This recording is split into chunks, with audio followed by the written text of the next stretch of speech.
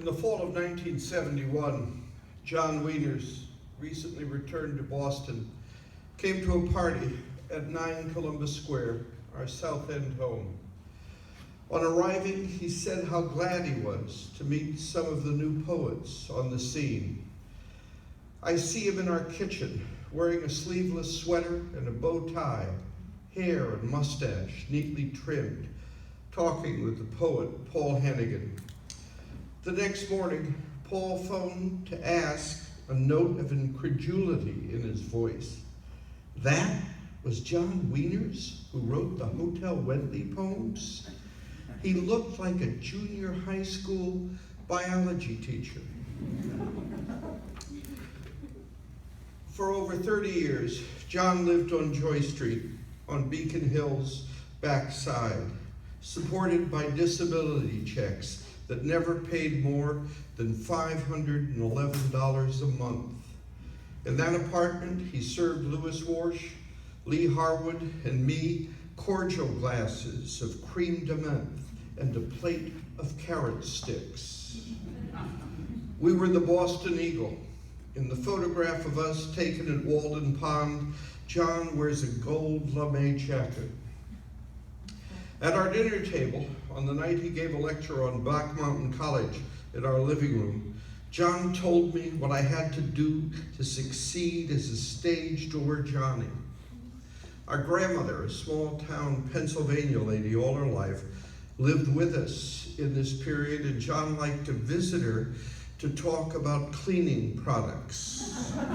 He later gave her a copy of William Carlos Williams' stories and visited her several times to talk about those. He had impeccable manners, no matter how ravaged he was by illness and the drugs he took to maintain himself. For years, he restlessly walked Boston and Cambridge streets, and I might run into him anywhere. We'd stop and talk, and often I thought he was speaking gibberish until later, when something about Jackie O or Henry Kissinger began to make sense. He liked to wear the sweaters of professional hockey teams.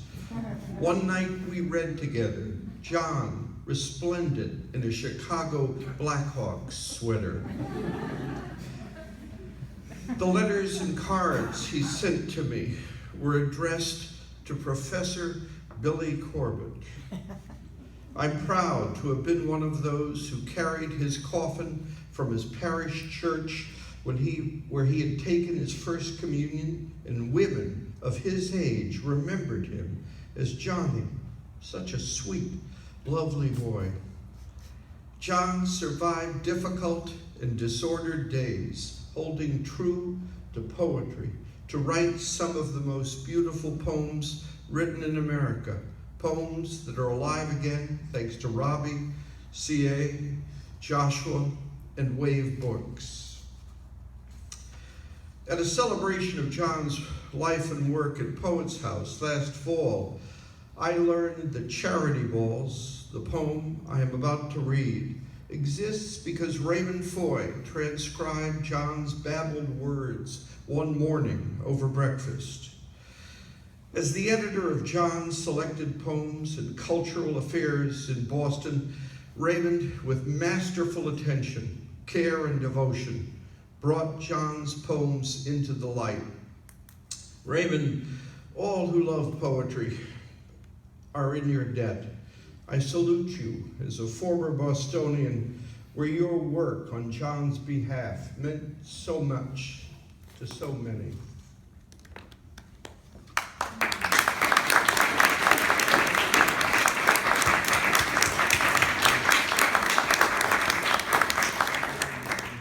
Raymond came to that same kitchen where John first was in 9 Columbus Square. It's got to be more than 35 years ago now. If the quality of a poet is measured by the editor who finds their work, John is great indeed. Charity Balls. I had a fellowship, but loved poetry. Let me start it again. I made it into my own poem. Charity balls. I had a fellowship, but lived poorly on slices of pizza. Later, a career of washing lettuce. But I have always been the same. It's a question of acquiring a mastery of tone beneath the crystal chandeliers and champagne on a glass tabletop. At the age of 5, I thought Scarlett O'Hara a fictional character. It was not until the age of 48 I knew she was real. Old clothes and bedroom slippers and a scarf wrapped around her head in low-cost tenement housing. She began talking about my writing and her sex life.